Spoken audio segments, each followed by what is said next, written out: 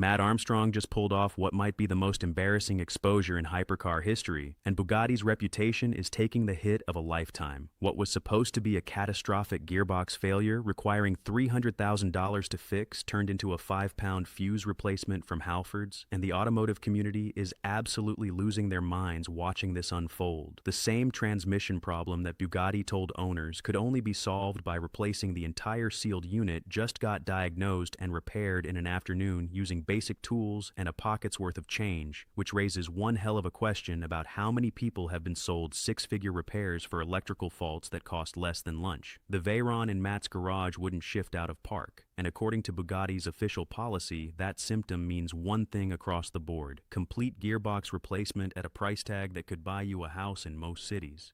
Ricky from RE Performance came in to run diagnostics through the OBD system, connecting remotely to see what the car's computer could tell them about the failure. First test was the secondary air pump, which should activate when commanded through the diagnostic software. Nothing happened when Ricky sent the signal. No sound of the pump running and no response from the system. The gearbox pressure pump test came next, and this is where things got interesting because the laptop showed the car believed the pump was working perfectly, while Matt heard absolutely nothing coming from the engine bay. The computer was sending commands and receiving feedback that everything was functioning, but no actual pressure was building in the transmission system.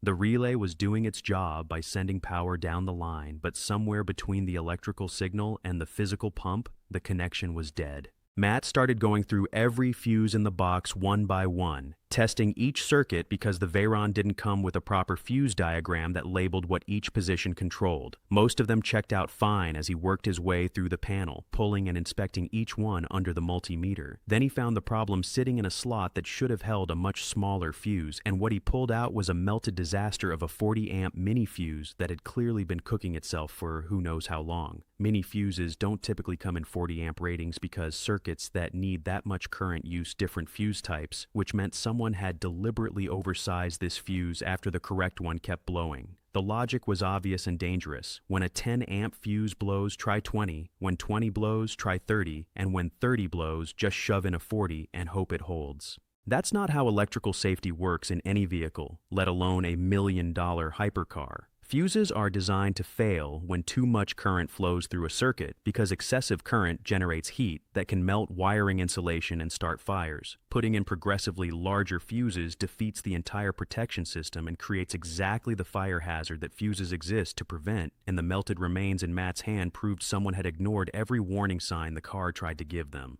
The burnt fuse wasn't even functioning as protection anymore, just a charred bridge of metal conducting power with zero ability to blow if something went wrong. Matt pulled it completely and decided to manually supply 12 volts to the circuit to see what would power up without risking another fuse failure. The gearbox pump fired up immediately when they connected the makeshift power supply and opened the door, running for the first time since Matt bought the car off the repossession lot. The pump kept running continuously instead of building pressure and shutting off like it should, which told Matt the system had been starved of power for so long that it was trying to catch up. He grabbed a proper 20-amp fuse from his parts bin and slotted it into place, then opened the door again to watch the pump cycle through its normal operation. Build pressure, shut off, hold pressure, exactly the way Bugatti's engineers designed it to work when the electrical system isn't compromised by someone's shade tree fuse upgrades. The gear selector moved into neutral the moment Matt touched it from the driver's seat, and the transmission that wouldn't budge out of park now shifted through every position like nothing had ever been wrong.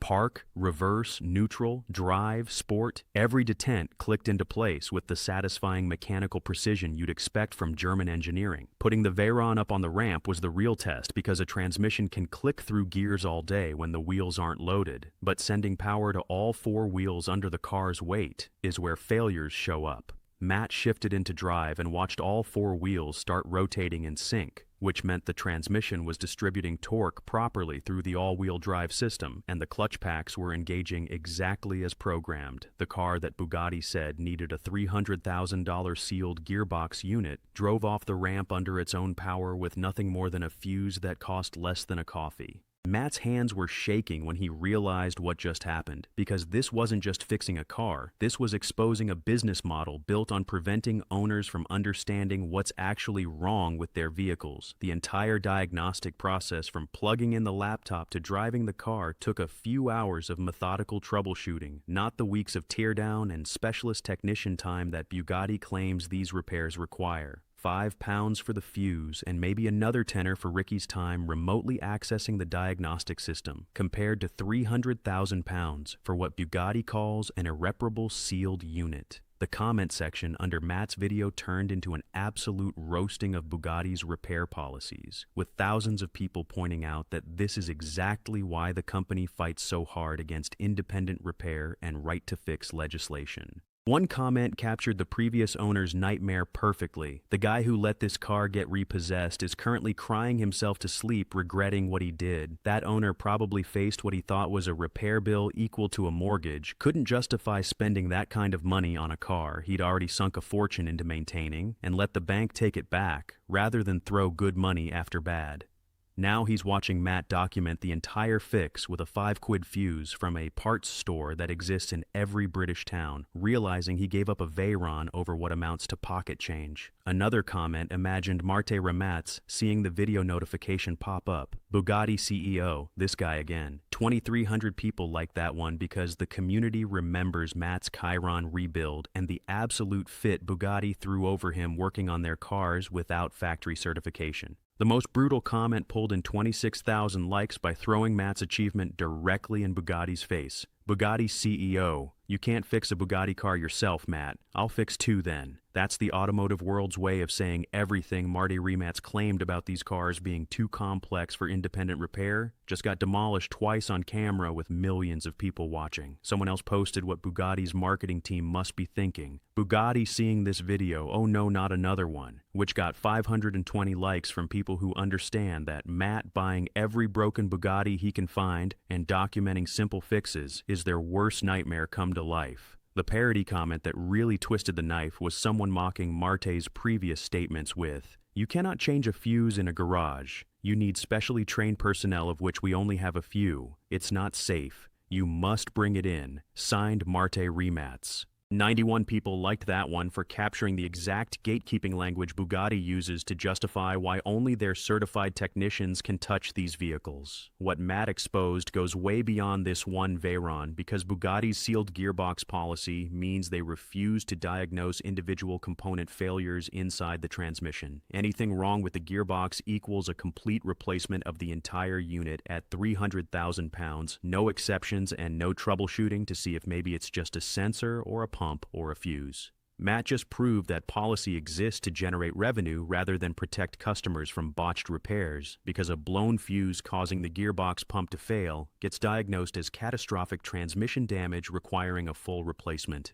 How many Bugatti owners have paid £300,000 for broken gearboxes that turned out to be blown fuses, failed relays, or simple electrical issues that any competent technician could fix in an afternoon? How many Veyrons and Chirons have been written off as too expensive to repair when the actual fix costs less than filling the tank? Mark McCann's Veyron sitting in his garage with the same gearbox problem might be the exact same issue. A blown fuse that Bugatti would charge $300,000 to fix by replacing the entire sealed unit, even though the transmission itself is perfectly fine. The sealed unit policy prevents diagnosis because diagnosis would expose how often the catastrophic gearbox failure is actually a $30 electrical fault, and that exposure would cost Bugatti millions in repair revenue they've been collecting from owners who trust the company's word about what's wrong with their cars. The guy who let this Veyron get repossessed is probably sick watching Matt's video because he gave up $1 million hypercar over a fuse, and Marte Rematz is watching Matt expose Bugatti's policies on both the Chiron and the Veyron while the automotive community throws their full support behind independent repair. The mockery of Marty's gatekeeping statements is brutal and completely deserved given how hard Bugatti fights against letting anyone outside their network touch these cars. Matt Armstrong just destroyed Bugatti's £300,000 gearbox replacement policy with a fuse from Halford's, and the automotive world is having the time of their lives watching what happens when someone actually diagnoses the problem instead of trusting the manufacturer's word that the only solution is replacing everything.